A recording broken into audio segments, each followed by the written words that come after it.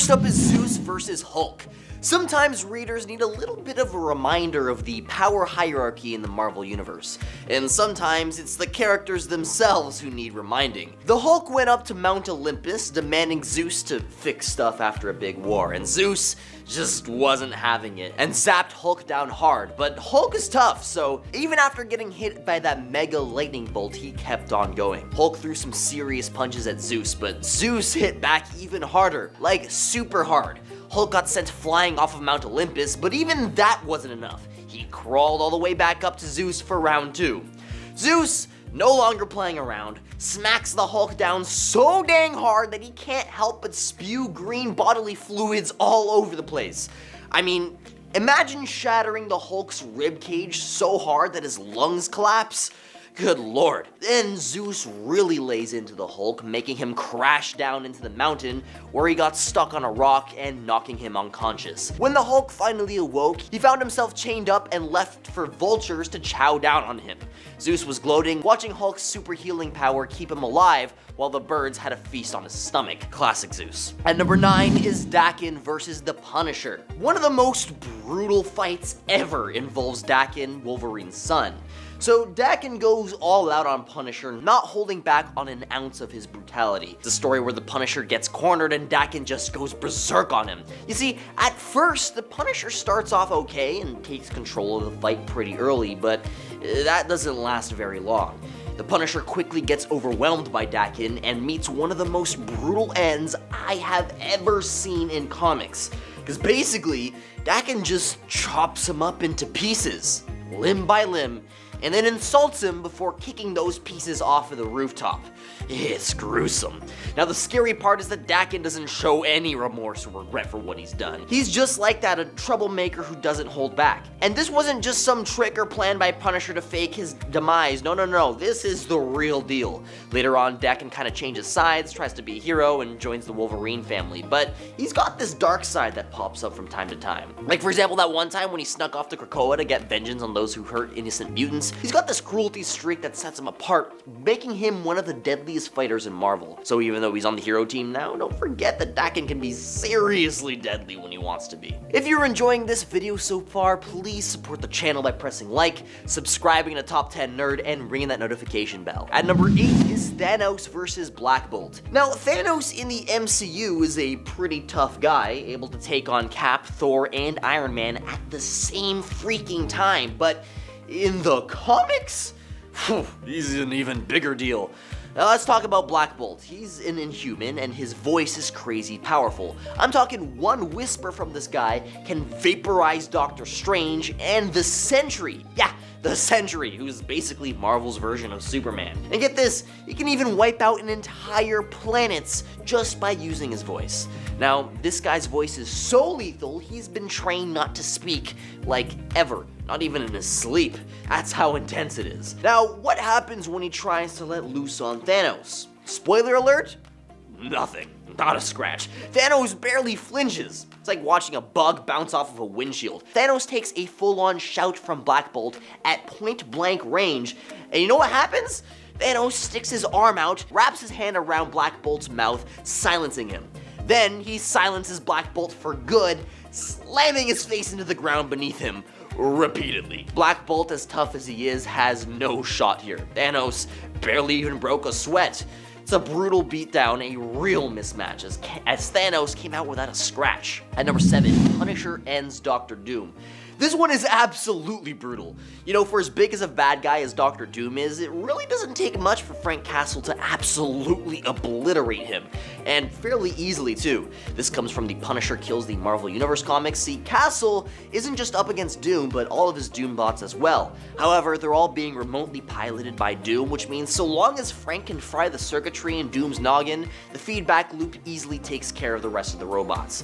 Seriously, Doc, you should have used AI or Wi-Fi or something. All it takes is for Frank to slap a magnetic landmine on Dr. Doom's metal face, making his entire head burst into flames. But even a direct explosion to the face isn't enough to make a dent in that thick metal skull of his, so Frank resorts to a more brutal approach. With Dr. Doom incapacitated, Frank takes a steel hammer off the castle walls and tells Doom not to worry, as the two of them have all the time in the world. From outside of the castle walls, loud clanging can be heard like a bell as Punisher wails down on Doom's face. Clang, clang, clang, clang, clang, squish. At number 6 is Deadpool versus an entire Armageddon. In this wild and emotional Marvel storyline, Deadpool's dad mode kicked in hard. So Deadpool, the wild and wacky mercenary, found his daughter was in danger. He had been through heaps of chaos and finally he had lost his chance at family bliss. But then, his daughter was alive and yet still under threat, so when the bad guys, the Ultimatum, tried to take her out, Deadpool just couldn't take it anymore. He knew so long as he was Deadpool, the trouble magnet, his family would never be safe, so he made a heartbreaking choice, luring all of Ultimatum, like the whole army, to a showdown, and he went absolutely berserk. He used tech from Tony Stark, blew up choppers, drove drones into the ground, and went on a rampage like no other, fighting for his daughter with everything he had, but in the end, it cost him his life. Deadpool went out in a blaze of glory protecting his family. At number 5 is Thor versus Iron Man. In the comics, you'll notice a certain god of thunder was missing from the entire Civil War ordeal, and that's because at the time, Thor was deceased, but not for long, of course, because this is comic books we're talking about. Now, during this time, Iron Man was kind of a big shot, running the show at S.H.I.E.L.D. and taking charge after winning the first Civil War. Captain America seemed out of the picture, and Stark even went out of his way to make a clone of Thor, which he used to lie to the world, saying Thor supported his cause. But then, Thor came back, and he was not happy. Iron Man rolled in, thinking he could get Thor to join his team and follow the government's orders, but Thor was just not having it, especially with Iron Man acting all bossy and making clones of him and whatnot. So Thor shows him what's what. He thrashes Iron Man's super fancy suit, striking him multiple times with lightning and leaving him defenseless. Gripping Tony by the throat, Thor reminds Tony just who's the god and who's the puny mortal. Iron Man tries to smooth things over by offering Thor diplomatic immunity for Asgard. With his most powerful suit completely trashed, Tony ends up hitchhiking a ride back to town in the back of a pickup truck. At number 4, Spider-Man versus Phoenix, Colossus, and Phoenix Magic. So the Phoenix Force is this super duper powerful energy which got split into 5 pieces by Iron Man's invention during the Avengers vs. X-Men brawl. These bits of the Phoenix Force energy latched onto some of the X-Men, giving them crazy amounts of power, like basically turning them into walking, talking hurricanes of strength. Among these supercharged X-Men were Colossus and Magic, both with their powers cranked up to 11.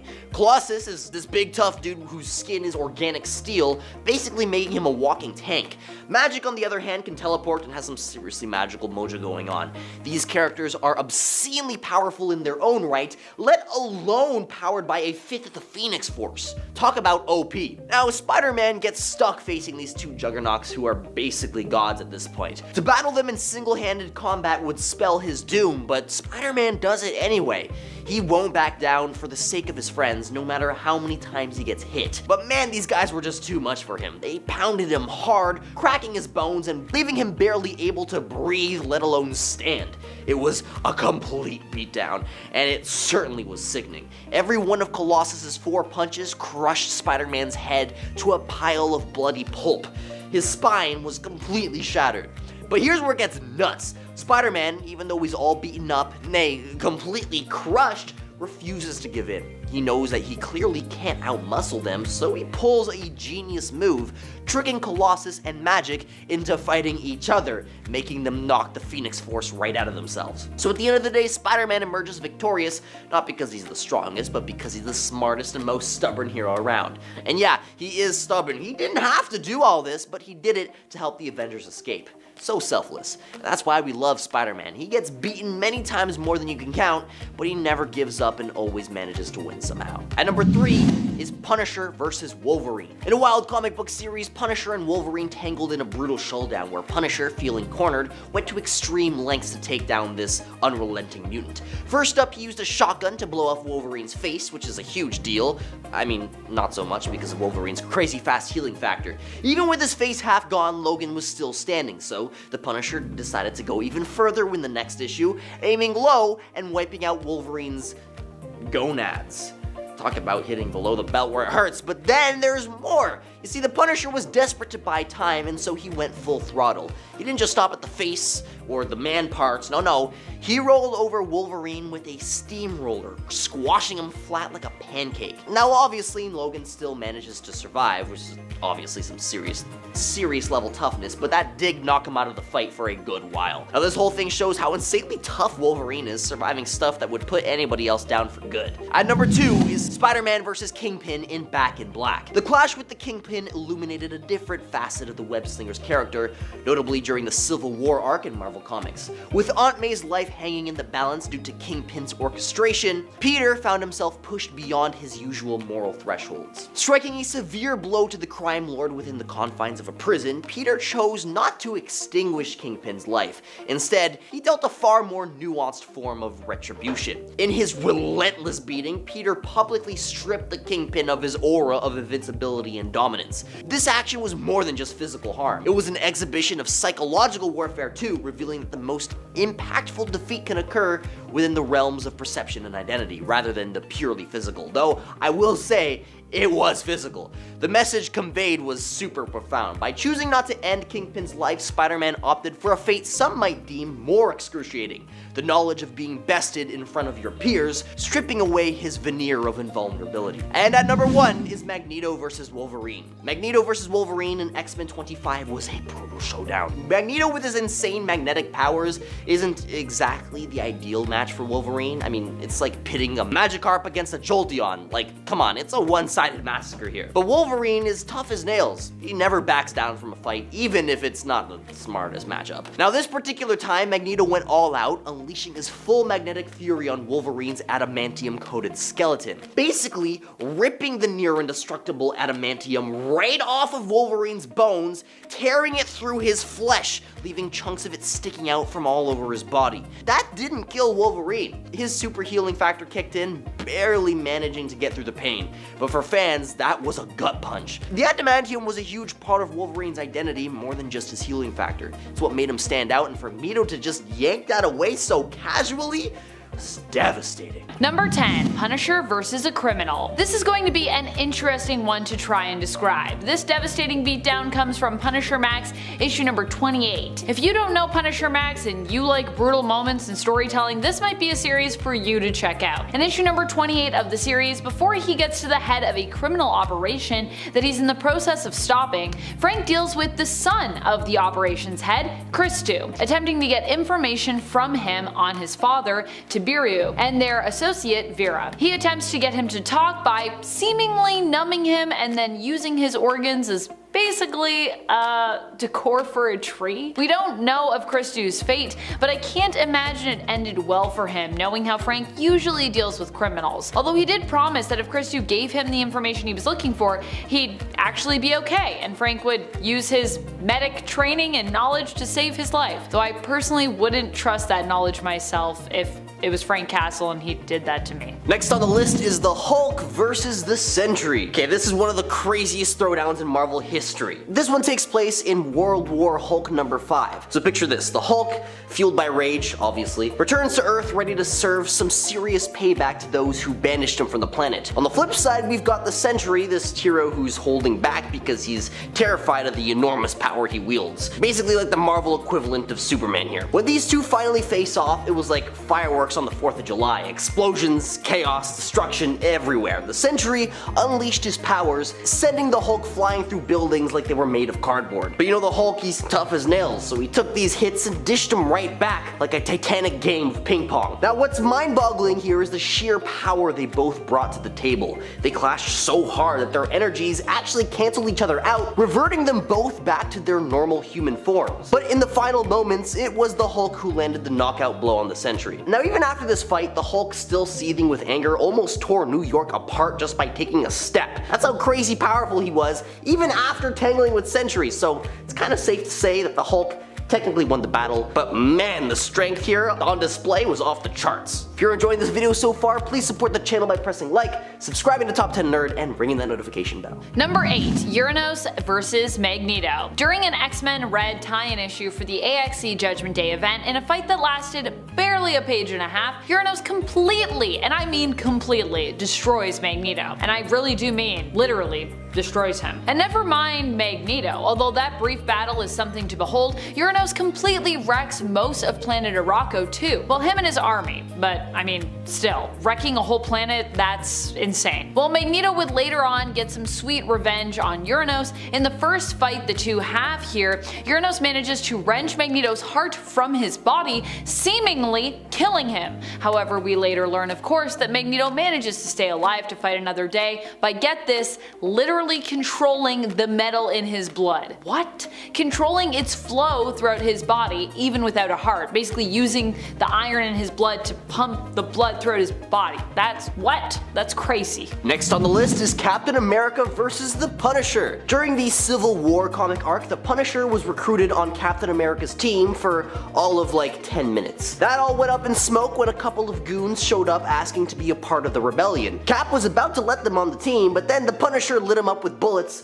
before anything could be made official. And that's when Cap snapped. He wailed on Frank Castle like nobody's business. The Punisher tried to reason between punches. After all, they were fighting over the lives of criminals, but that did not stop Cap from giving Castle the beating of a lifetime. Fists, feet, knees, shield, you name it. Treated Frank like a punching bag. But the entire time, it was clear that this fight was a one-sided massacre, with Frank not throwing a single punch and Steve not pulling any of them. Then the moment came when Steve demanded Frank fight back, to which the Punisher replied, "Not against you," ending the fight when Cap walked away. Spider-Man theorized something about Cap being the reason why Frank became a soldier during Vietnam, which is more or less right. The Punisher exists to, well, punish people. He fights against evil, and so Captain America, being the closest thing to an actual good, noble person as anybody has ever seen, and so there was nothing for Frank Castle to punish. Captain America is the Punisher's hero, and so he just let Rogers have his way with him. Totally brutal. Number 6. Jean Grey vs. Cordyceps Jones. Jean Grey is a force to be reckoned with, and not just because she was the host for the Phoenix Force either. Even without the insane power of the Phoenix Force bonded to her, Jean has actually done some pretty impossible things, let's be real, including almost single-handedly defeating Knull during the Absolute Carnage event. Yeah, while she ultimately didn't manage that brutal takedown on her own, she was at the very least integral to beating him down the line by helping to uncover the God of the Symbiote's weakness. Jean has been an unstoppable force many times over while serving on the X-Men team. She truly showed how dangerous it is to mess with her when going up against Cordyceps Jones. She defeated him and his entire casino simply by trapping him in an illusion while the X-Men basically did their thing. From within that illusion, Jean says it best when it comes to just how powerful she is, truly, in issue 11 of the recent X-Men series. "I was Marvel Girl, now I'm Jean Grey. I did not even let the Phoenix command me, so honestly, what chance do you have?" Next on the list is Knull vs. the Sentry. In King in Black #1, Knull shows up on Earth with an army of symbiote dragons, and the Avengers are all like, oh boy, we're in trouble. The Avengers try their best to fight back, but Knull is just on another level. On top of the symbiote freaking dragons, he brings these huge celestials covered in symbiotes and goes after Earth, saying he's looking after a guy named Dylan Brock. Even when the Avengers try to bring in the Sentry, their big gun, Knull straight up tears him apart and absorbs his insane powers. It's a shocker because Sentry is a powerhouse. I mean, this guy's strength is off the charts, like millions of exploding suns strong. In fact, the dude has ripped gods in half himself. So for Knull to just dismantle him like he's nothing, and then to make matters worse, Knull covers the Earth in symbiotes, blocks out the sun, and plunges everything into darkness. This Knull dude is no joke. He proved he's basically the strongest being in the whole Marvel universe, and taking him down is gonna be one seriously tough job. Number 4. Sentry vs. Ares. Speaking of people ripping each other in half, Sentry is the greatest hero that Earth forgot. In the Marvel universe, as AJ was saying, he's basically like the Marvel equivalent of DC's Superman, but quite a bit more messed up when it comes to his origins and at times his approach to fighting baddies, to be honest. In fact, Sentry himself isn't only one of Earth's greatest and most powerful heroes, he's actually also one of its most powerful and terrifying villains, as residing within him is also the persona of the Void. The Void is the reason the whole world basically had to forget that Bob Reynolds was the hero known as the Sentry. In forgetting who the Sentry was, he disappeared, and with him so did his evil alter ego, the most villainous and deadly Void. Sentry, before getting himself ripped in half by Knull, managed to rip Ares in half. That's how powerful and violent he can be. Of course, him getting ripped in half by Knull does make sense, cause that feels like karma to me, my friends. Next up is Deadpool vs. the Hulk. Okay, so technically speaking, this fight didn't actually happen, as this was all a twisted fantasy made up by Deadpool in his head, but it doesn't make it any less brutally mesmerizing. Deadpool, the merc with the mouth that just won't quit, is brainstorming story ideas with a comic creator in a She-Hulk-esque type sequence, where they're bouncing ideas back and forth, trying to come up with something fresh and exciting for Deadpool's next adventure. About Deadpool's resilience, it's pretty insane. I mean, the dude has faced craziest stuff and managed to bounce back. Like, he's sort of like a cat with 9 lives, except he's got an endless supply of lives. Boat impalement, getting ripped apart by superheroes, getting turned into a cape, you name it, he's probably survived it. So, in this story chat thing, Deadpool suggests fighting the big green Hulk, and lo and behold, the comic shows Hulk literally tearing Deadpool clean in half like he's made of paper mache. In one of Hulk's hands is Deadpool's legs and most of his torso, and in the other hand is his still screaming skull, each segment still connected by cords of his stretched tissue and his freaking spinal column. It's the kind of stuff that makes you wince and go ouch, but it's unfortunately all in Deadpool's head. Like a what if scenario that never really happened, but it showcases just how tough and imaginative this guy can be, even when facing down the Hulk. Number 2, Taskmaster vs. Hyperion. This one is wild, especially when you consider the beating that Taskmaster was allowing himself to take. That's right, while it might seem like Taskmaster is on the losing end of this fight here, he actually does come out on top in the end, despite getting beat down consistently throughout the fight. Spoilers. We get to learn about how he actually had this one in the bag through flashbacks that we're shown during the fight, where it's revealed that Taskmaster's preparation was basically the key here. In the Taskmaster series, in issue number 2, Taskmaster is working with Nick Fury to clear his name, but Tony Masters has to basically do something for Fury first. He needs to collect the kinesic signatures of 3 important individuals, one of whom is actually Phil Coulson. But to get to Phil, he has to go through Hyperion, and in order to do that, he has to first bring Hyperion's guard down, in essence allowing Hyperion to basically punch his way through Taskmaster so that he can do that.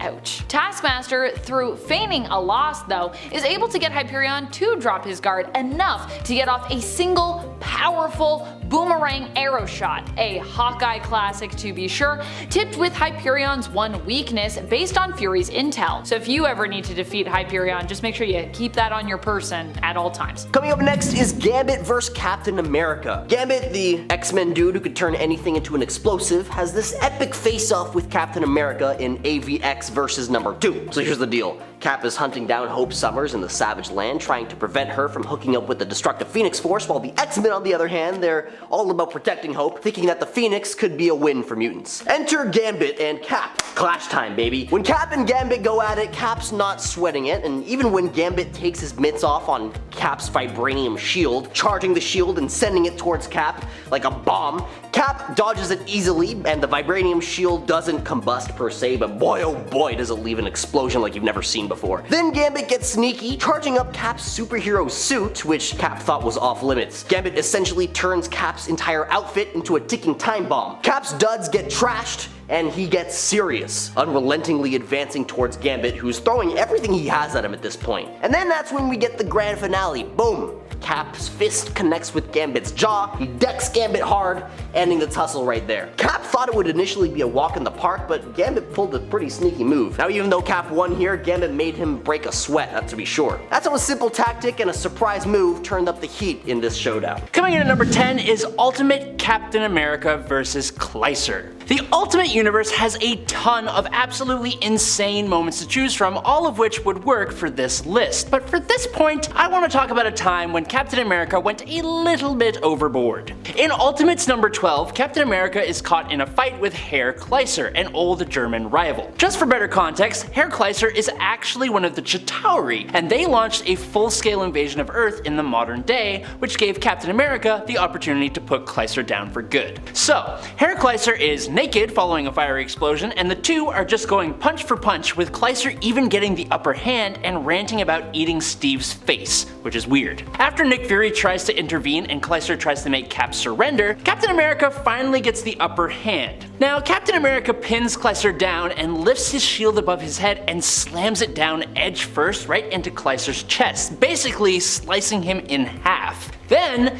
Captain America insults the entire country of France, and it's really weird. Number 9. Captain Marvel vs. Thor. During quite possibly Carol Danvers' darkest storyline, The Last Avenger, taking place in Captain Marvel Volume 10, Number 12, a living suit controlled by a cosmic villain is forcing Carol to wipe out the Avengers. Issue number 12 opens with Captain Marvel catching Thor, the God of Thunder, off of guard, launching a surprise attack to take him down, but Thor is a god, and it's going to take quite a lot more to bring him down. The two start a battle that sees them tear across the entire planet, from Greenland to Kansas to the middle of the Pacific Ocean and then to space. Thor barely has any idea what's going on, and Carol was just going ham. Carol managed to use an energy beam to send Mjolnir extremely far away into space, and then another massive blast, she managed to incapacitate the God of Thunder and current ruler of Asgard. The final pages of this issue then show Carol displaying Thor's detached head. So yeah, a pretty brutal battle indeed.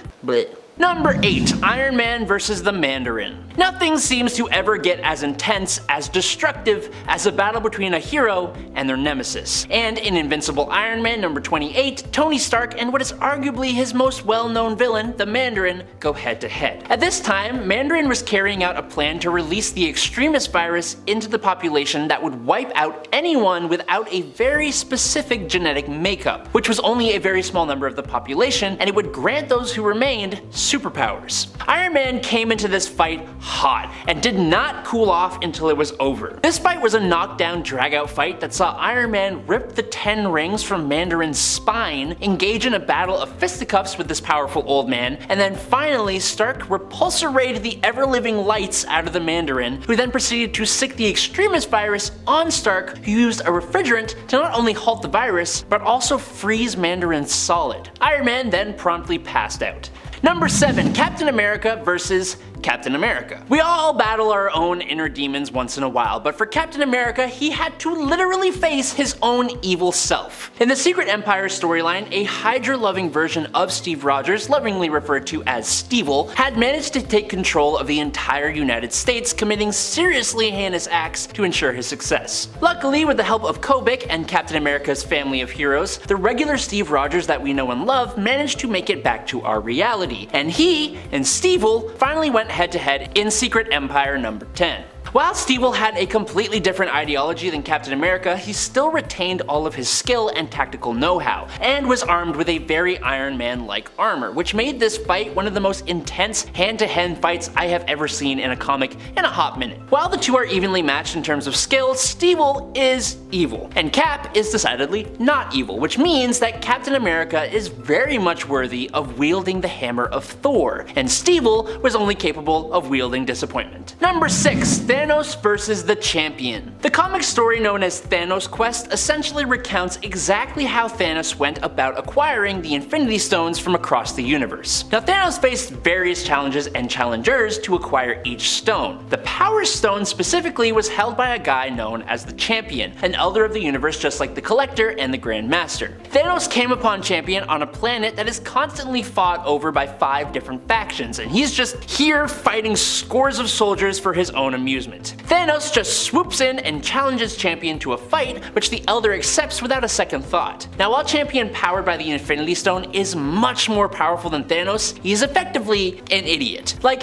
he didn't even know that the stone was the thing giving him his unlimited power. Thanos outthought Champion multiple times, even allowing Champ to destroy the entire planet that they were fighting on. Thanos didn't beat up Champion, but he outsmarted and embarrassed the guy to the point Champion traded the power gem for a toe to another planet. What an idiot. Number 5. Doom vs. Thanos. Somehow, my fellow nerd compatriots have failed to recognize the sheer might and power that is Doom. Victor Von Doom has some of the best moments in Marvel Comics, and some of the beatings he puts down on other characters throughout are definitely worthy of this list. When Doom was ruler of Battleworld in the most recent Secret Wars event, very few could challenge his rule, but one who was foolish enough to do so was the Mad Titan Thanos. Thanos, being the rightly smug, extremely powerful Mad Titan he is, decides to challenge Doom straight on and refuses all of Doom's offers to just work with him. Thanos goes on a little rant about how when he had the Infinity Gauntlet, he acted as a god and he called Doom a weak god. In retort,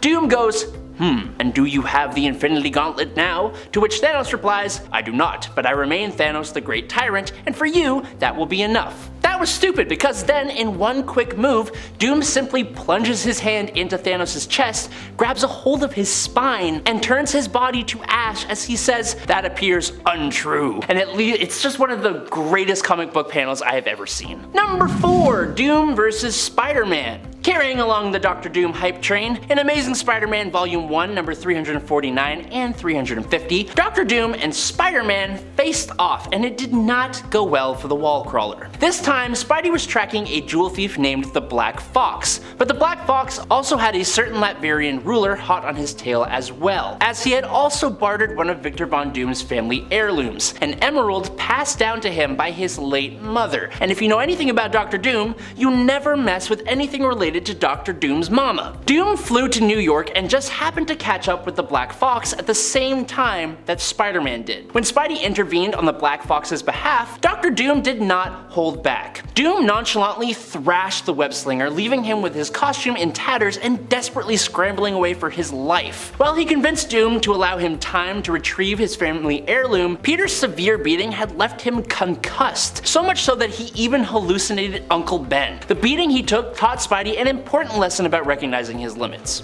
Coming in at number 3 today is Dr. Doom vs. Reed Richards. But alas, Dr. Doom is a villain, and therefore he has been defeated quite a few times. Quite possibly up there as one of the best one-on-one fights between Dr. Doom and his nemesis Mr. Fantastic came to us in Fantastic Four 1961 number 200, when these two college rivals resorted to a battle of fisticuffs. It was intense, with Doom characteristically monologuing the whole time. Even with Richards using his elastic body to try and overwhelm Doom, he fought Richards off, pummeling the man and eventually getting his metal gloves around Reed's throat. Unfortunately, one of Dr. Doom's biggest weaknesses is his own face. Thanks to his power source short-circuiting, the lock to Doom's mask was weakened, giving Reed the chance to pull it off, revealing Doom's face to a room full of mirrors. The lenses from Doom's mask couldn't protect him from the solar-powered intensified reflections and drove him just a little bit bonkers. On one hand, Dr. Doom beat the snot out of Reed Richards, but Reed psychologically crippled Dr. Doom in one fell move. Number 2, Black Tarantula vs. Spider-Man. So showing up in the Amazing Spider-Man 432, Black Tarantula seemingly attacks our spider hero out of nowhere, chucking half a chimney at him as his first move. Now, while Spider-Man tries to figure out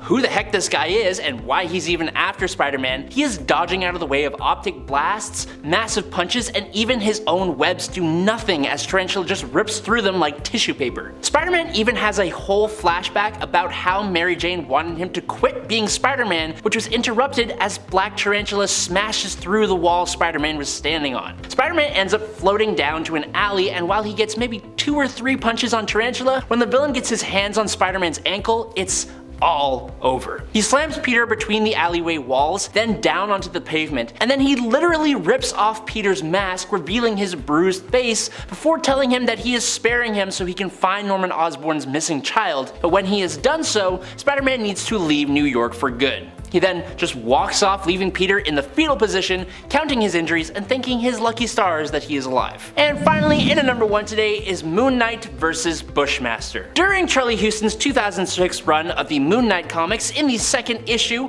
Mark Spector recalls how he ended up in a wheelchair. And it was all because of his little fight that he had with his nemesis, Bushmaster. In a flashback, the two are brutally fighting each other along the rooftops until Bushmaster savagely throws Mark off of the roof and he crashes down, bouncing on and off of a fire escape below, breaking and crushing both of his knees at the same time. It is brutal with a capital B, but this is Moon Knight. Thinking he'd won, Bushmaster comes in for the final hit, but Mark lands multiple crescent darts deep in the villain's neck. But then, Mark isn't finished. He then climbs on top of his nemesis and using another dart, he relieves Bushmaster of his own face, giving him a look that resembles what his mask used to be, a face with the skin removed.